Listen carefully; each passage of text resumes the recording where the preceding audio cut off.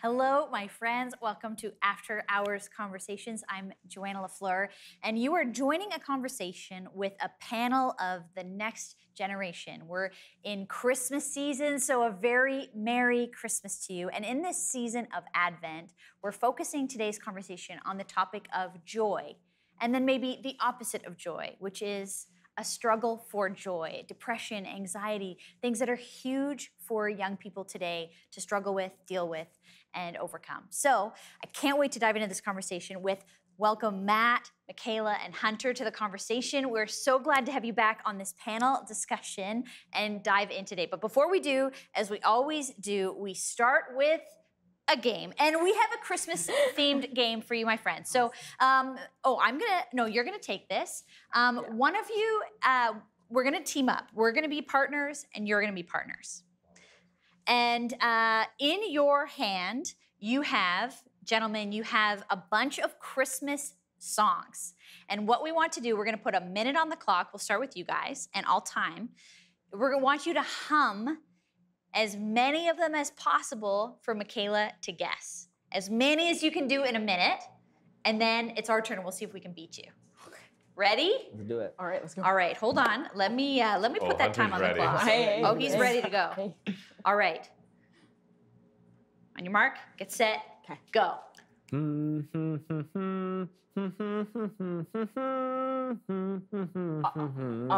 The savior of the world. Wait. Oh my gosh. Oh, Holy Night. Thank you. Wow, that took me a while. There we go.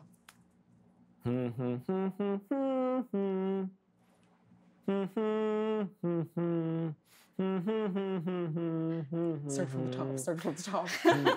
Move on. If you don't get it, move to the next one. It's fine.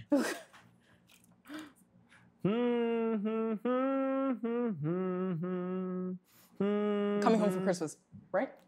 Yeah, that's close. That's close. I'll be home for Christmas. Yeah. Feliz Navidad. 50 more seconds. Oh, man.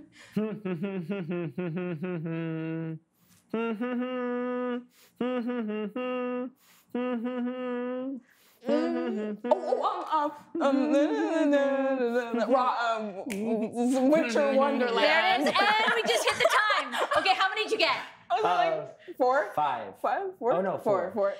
Right. I have to admit, I'm not confident after seeing that performance. This was harder than I expected it to be. This might this challenge might beat us. All right. We'll see, man. But we only have to beat 4. So we're gonna put a minute on the clock. All right. I think we can do it. You're a professional musician. I'm a professional listener. Okay. All right. Okay. Go. Oh no. Oh no. Okay, we're off to a bad start with the first one. Oh no, he doesn't know the songs. Hark the Herald Angel Sings.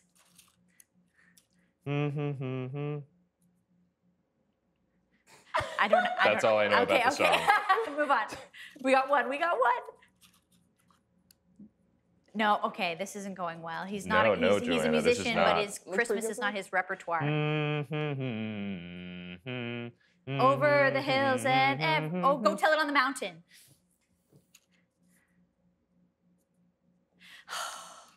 Okay, You know, I'm really. okay. It's okay. Yep. All right, what do we got? Rudolph Rudolph the Red-Nosed Reindeer. Yep. Oh. I was wrong, sorry. It was close. Frosty the Snowman. And my timer's going off, okay? It's 4. Tied. It was 4. Ooh. Tied. Ooh. Guys, we got 4 and 4. So there's no clear winner except the game itself. I think that the real winner is the game because none of us were very good at it. Yep. But I gotta say, you didn't know a lot of Christmas I songs know. for a professional musician. You don't have to do a lot of Christmas gigs, I'm learning. Yes, you're quite right. All right, everyone. Hopefully everyone out on the streets of Toronto know more about Christmas than maybe this group here. So we're gonna go to the streets and we're gonna hear what people would say about Christmas. Funny question, what do you want for Christmas or the holidays? Am I gonna get it right now? Maybe a trip to Alberta. Is that where you're from? Yeah. Ooh. I haven't even thought about it. What do I want? I don't know what I want. I'm very content with what I have right now. I really want like comfy slippers. I don't know. Like comfy fuzzy slippers. Jewelry. What do you want for Christmas? I need some new shoes for Christmas. That's what I need. Is Christmas something, because like your family, your life, maybe you look forward to Christmas or you kind of dread it? I kind of dread it. Yeah. It's okay. I kind of dread it. Just like family stuff, yeah. Spend too much money or That too, but like, I mean, it's good to give. Like, I enjoy that. But just like the like gatherings aspect of it is like not it. I'm looking forward to it. Yeah. I look forward to aspects of it. There's always like holiday stress and stuff because like, oh, I have to get presents for all these people and I have to spend all this money. Yeah. But I do like the atmosphere around the holidays. It's really nice, so I am looking forward to it. I kind of dread because I have to buy gifts for everyone. Yeah. a lot of people, like next generation, Gen Z, millennials, are struggling with mental health, like depression, anxiety. Why do you think that is? What's going on? I feel like it's the environment. Like it's more environmental. Like we're depressed because the world is ending. Like there's nothing we can do, I guess. It really depends on the person, I think. Like, it depends on what they're going through. Like, it's not... I don't even know how to... That's... I think it's like a lot of, I think people are just talking about it more now. And I don't think there was like more or less mental health issues in the past generations. I think people are just more open to talking about it now and are able to recognize it better. And that's why it's like there's a spike. And also with the pandemic and everything, the cutoff from like reality almost for like the last year has been hard, especially for young people who like I think feel like they're supposed to be like doing a lot of things like going out all the time and they can't really do that anymore. So I think that comes in. We're back in the room with our Next Gen panel, and we're talking about Advent, and we're talking about joy. So the first question I need to ask you, Matt, Michaela, Hunter, is what is something you remember getting as a kid that was one of the best presents you got as a kid? Hunter, we'll start with you. I think it was my PS4. Oh, PlayStation. I think I was like 12 or 14, and I remember like, yes, I got it. Or a Wii, or the Wii, actually. Was it a surprise, or you knew it was coming? I think it was a surprise. My sister got Taylor Swift tickets to like match it. So, Okay. and I remember that. So. What about you? What was the best Christmas gift you got as a kid? Nintendo DSi XL. It was a 25-year anniversary edition of Mario. It was amazing. I still have it to this day. Okay. Yeah. Do you still Great. play it? Not really. I should though. I should, but I still have it. It's like on my desk. You know. And do you think these old systems are they going to be worth anything? Like you got to keep them around? I'm going to. Is it the for gift sure. that keeps on giving? Yeah, This is what I want to know. absolutely. I don't have my Wii anymore, so. Oh yeah, no. It's awesome. I wish I did though. Okay, what about you? What's the best Christmas gift? The only Christmas gift that like comes to mind is I don't know what they're called anymore, but they're these like race tracks that the cars have brushes on the bottom, and you have to like control the throttle so that they don't fall off the track around the corner. But it was just a little track. Sounds awesome. That thing was great. sick. I had one, but I don't remember it like much. I don't know what they're Yeah. called. No. Yeah. Would you say that for you, Christmas is a joyful time, or something you look forward to, or is it something that feels stressful, sad? Just how would you feel about Christmas coming up? Yeah. Well, for me, I love Christmas. I find joy in it. Like it's one of my best, like my favorite holidays for sure. But I know, well, last year my grandma passed away a couple days before Christmas, Wow. so this year may be very different. I don't know. So, we'll see how it goes. Yeah, but I still mixed. find joy in Yeah. it for sure. Yeah. Yeah, but that's true. That Yeah, it's it mixed. depends on the year, maybe. Yeah. Right. Yeah. Yeah. What about you, Hunter? Yeah, so like I grew up as like a pastor's kid, like both my parents are pastors, so it's not tainted, but like it's a stressful time for them. Just like Right. getting services ready. So it's like I've always loved Christmas and they've always like it's always been an incredible time. But there's also like that aspect of like, oh, You it's go feel time. the tension. It's go time. It's go time. So And so because of that, were you at church on Christmas? So not on Christmas. Maybe a few times, but it was mostly just Christmas Eve services. Yeah. Um, Yeah. But yeah. What about you? What would you say Christmas feels like to you when you think about it coming up?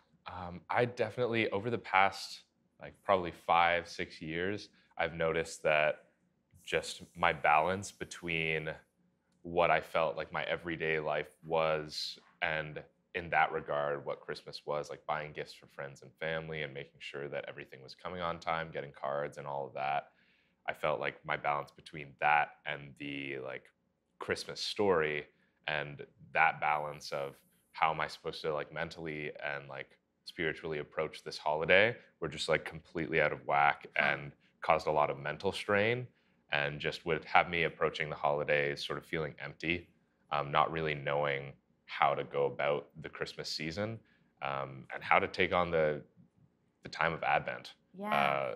So thankfully, I feel like I've shifted a little more towards having a better balance between those two things and using the spiritual aspect to help me buy gifts and write cards for people. And that's been beautiful, but definitely different. Well, when we talk about Advent, as you've mentioned, there's these weeks where we focus on different words that are around what it means for Christ to have come. And so this week we're talking about joy. What do you think joy means? And do you think joy and happiness are the same? Is that the same to you, or are they different categories? I think the biggest reminder that I've had lately is the idea and what's said to us in Scripture, to choose joy, and the idea that you can't choose the emotions that you feel in response to something. You can choose how you act and how you respond to those things, but that's separate from what you're feeling.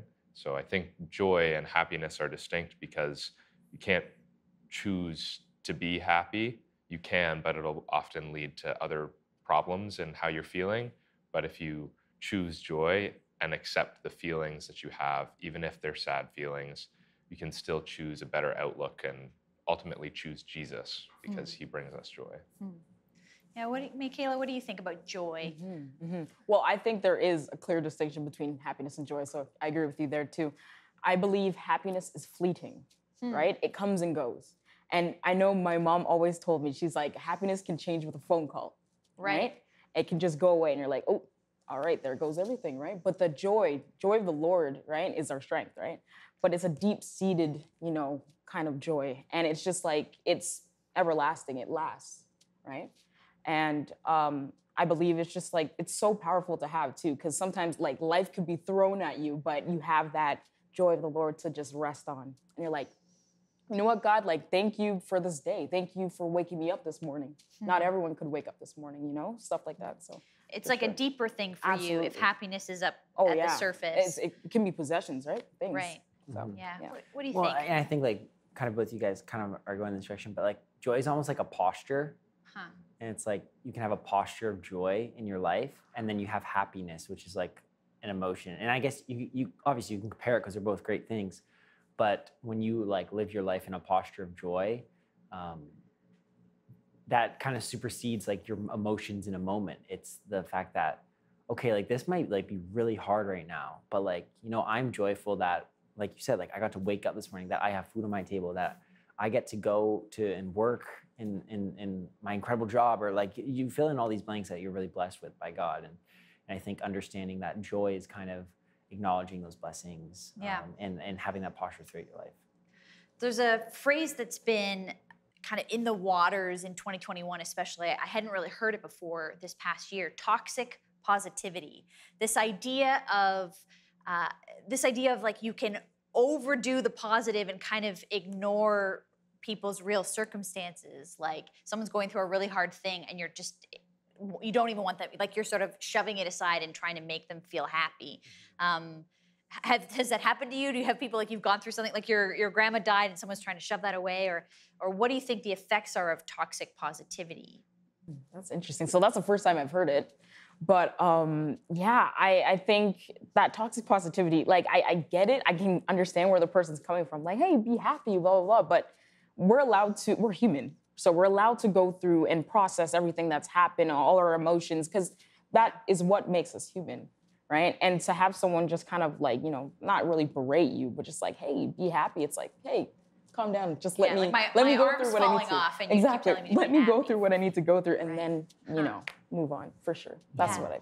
Yeah, what do you think? Well, it's like our soul, right? Like Yeah. like you said, like we are full warrant to like have these emotions. And I think it's hard sometimes because especially if we're like helping someone through that, like it's really easy to go in that direction of like toxic positivity and be like, no, like it's okay, be happy, especially if you don't necessarily know how to help in like a way. And that's why it's like so important to like obviously like talk with like professionals about like depression and anxiety and like having those conversations in spaces where like you can get like real like medical help. Right. But then also like, on our side of it is like making sure we help our friends in the ways we can in appropriate ways and equipping yourself to be there for others. Yeah. And not falling into like the toxic positivity that can kind of happen, especially when the world is like kind of crazy like COVID's been. It's like really easy to be like, it's fine, whatever, when like there's actually a lot going on that we need to like be aware of and stuff. Yeah, like it's not all fine. And what do you think about that idea of, like toxic positivity, ignoring what's really going on for the person? How do you think that affects people? Yeah, I agree with Hunter. I think that like in that not really knowing how to be there for someone, oftentimes, at least I've witnessed in the past few months at least, when people are going through a hard time, it's very evident that when people don't know what they're supposed to do, they try and focus on one thing, and oftentimes it can be on being positive. And I think it just shows our communication breakdown, especially today with COVID and being isolated for so long. And then you could also stretch that to just being connected to our phones and less connected to each other's faces, that our communication of like, this is what I need right now. Like if I'm depressed and my friend's coming over to hang out with me, like that's enough. I don't need my friends to just be like, oh, everything's fine, like it's gonna be okay. It's just like, nah, I'm sad. Just be here with me. Just be here with me. So I think that, yeah, oftentimes it's just our inability to communicate our needs to each other that makes people assume what we need and bring happiness to the table when sometimes that's not what we need. Yeah. We want to hear more about what you need, like what your generation needs, and especially what you need from the church when it comes to joy, mental health, this whole conversation we're having today. And so we're going to take a short break now, but we'll be back with this panel in just a few minutes after the good word. Hey friends, let me read to you from Luke chapter 2, verses 10 to 12. But the angel reassured them. Don't be afraid, he said. I bring you good news that will bring great joy to all people. The Savior, yes, the Messiah, the Lord, has been born today in Bethlehem, the city of David. And you will recognize him by this sign. You will find a baby wrapped snugly in strips of cloth, lying in a manger. I wonder if this Christmas season you might be tempted to think that this great joy isn't for you. Maybe you've experienced too much hurt and pain and loss this year. There's been too much suffering and injustice. I know I can certainly relate to that. It somehow feels wrong to feel joyful in a world of so much pain and suffering. But can I take us back to what Scripture says? It says good news that will bring great joy to all people. That is the beauty and miracle of the Christmas story. It is for all people. No matter what you've been through, no matter what you're wrestling with, no matter what this past year has looked like for you, this good news of great joy is for you. And to deny it would be to deny the truth of what that angel declared all those years ago on that very first Christmas night. So can I encourage you today that joy is a resistance to all that is wrong in the world? And as we look towards Christmas, I want to encourage you to sink deep into the truth that God is with us. In every situation, in every circumstance, God is with us. And in that, we can find great joy. We're back with After Hours and a panel of the next generation, and we're talking about Advent, joy, and what is the opposite of joy. A lot of people are struggling with mental health. So welcome back, Matt, Michaela, and Hunter. And I want to understand from you why you think we see studies and statistics that your generation, the next gen, is really struggling with anxiety and depression. They're saying in bigger numbers than ever before. Why do you think that is? Well, one thing that comes to mind is social media for sure, you know, and also I feel like we're talking about it more. I think it occurred even just like the generations before us, but they just weren't vocal about it. But now that we are able to speak on it, we're like, oh wow, you feel that too? Like that's me. I go through that too. Like we can talk about it, you know, and having someone to talk to and be there, like what you said, Matt, previously, is such a gift, I think, and it's so amazing for sure. It's a blessing. What do you think, Matt? Why do you think young people are just struggling so much with anxiety and depression? I think sort of going back to what I was saying about just that face-to-face connection, I think that we have the opportunities to be outsiders looking into other people's lives with social media, all of our different devices, that we have that time to make assumptions about what everyone's doing around us. And assumptions often just lead to anxiety, be it in relationships or friendships. When we assume what someone else is feeling or going through, we also assume that we're wrong for what we're feeling. And I feel like that puts a whole lot of pressure onto this generation that maybe didn't exist when your friendships were only when you get to see each other in person. You don't really hear, aside from gossiping, about other people and what they're doing with their lives. You just see them when you see them and you connect in that way. Obviously, that makes a lot of assumptions about relationships in the past and that, but I think that a lot of it has to do with just how we choose to connect with people and the time that we spend on our own and where our energy is focused at that time. Yeah. What do you think, Hunter, with this whole epidemic of mental health issues? Well, I think it's like kind of like what both you guys says. It's like this connection issue where it's like we've been like connected to our phones more than ever and connected to technology and disconnected from people the most we've ever been. But then there's also this like that we're actually talking about it. It's an incredible thing, and it's sad. But in the past, like these conversations weren't happening, and so like there's this ground there where it's like super encouraging that these conversations are happening. But it's also like really sad because I think there's almost like a fog that we don't quite know where to go next with it. Like we don't quite know what's the next step. And honestly, like we said, like literally I think phones and like social media is such a huge part of it, and that like I don't think it's gonna go away, but like I literally think that would solve so much like anxiety and depression if we like didn't have phones. Wow. And it's really sad, like to see friends and family go through that. And so, but yeah, like the joy is that we have God and we have His Son who like died for us, and that's where our joy comes from, just like we were talking about, and understanding that. So what would you like the church to do about these issues? Maybe is this something talked about in your church community, mental health? And what do you wish your church community or you wish leaders in your Christian community knew about this issue from you? What do you wish they would say? Michaela? I think my church does it well, actually. But I think what they need to improve on is just being more like, hey guys, like out there with other people. Because I feel like some people come and go and they don't really get to hear like, hey, there's a safe space for you here and that you can talk about anything and like we're here for you and just like pouring in. I think we need more of that. We need more of that pouring in for sure. Like pastoring. Yeah. Or even mentoring, right? Mentoring, taking people. Yeah, for sure.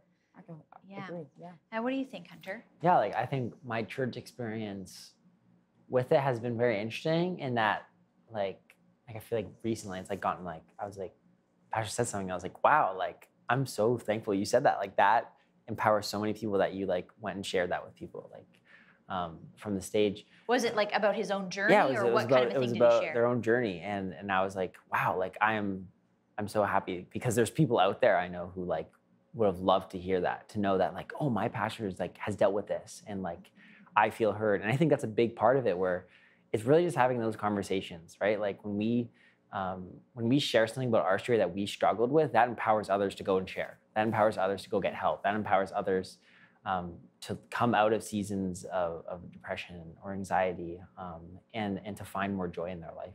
So I think there's honestly like, and I think this happens with a lot with church, but just like a lack of conversation, like a lack of open communication between each other and a lack of open ideas that really just help people in the end of the day. Yeah, I completely agree with Hunter. I think that the power in testimony and in depth of communication like is incredible.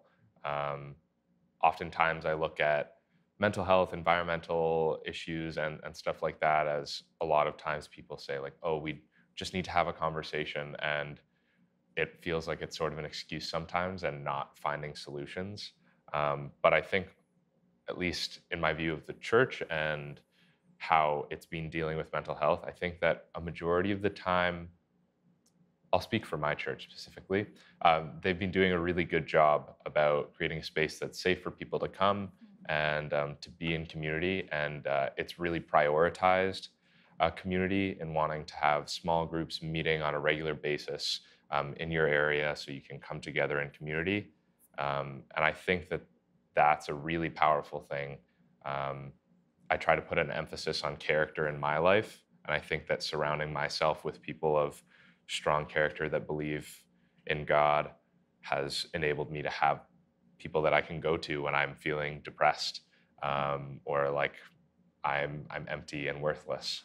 Like if I didn't have those people that spent their lives in the church and spending time with God, that I wouldn't be able to go to them and be able to feel fulfilled and feel the Spirit leading through them. So I think that the church just needs to continue raising up people to just love the Lord, and that being with those people and getting to know their hearts when they're caring for you is just so important. So we talk about Christmas as, the song says it's the most wonderful time of the year, and then there's the carol, Joy to the World.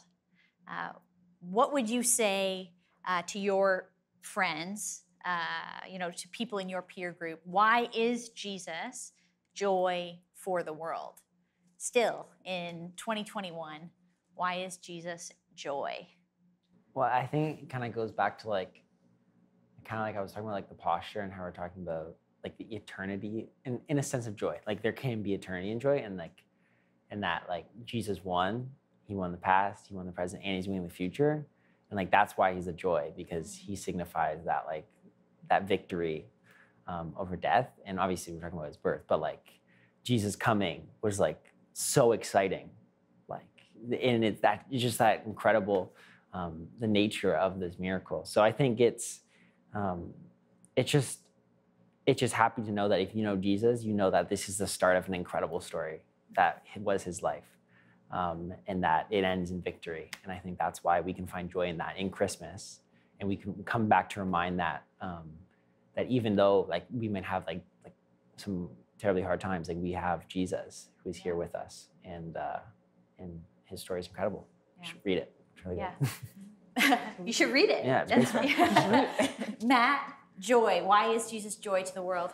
I would just say it's, at least for me, when I look at it, I see it as God coming down and saying like, yo, it's not about what you've done and like what you will do. It's just like, if you choose to follow me and like serve me, like it's going to be amazing. And like just that forgiveness for the past, the present, and the future, and knowing that what I do from a place of serving God is like out of love and out of joy, and that if I'm doing things that are for myself, like that's just going to stress me out, make me anxious, make me feel terrible when I mess up.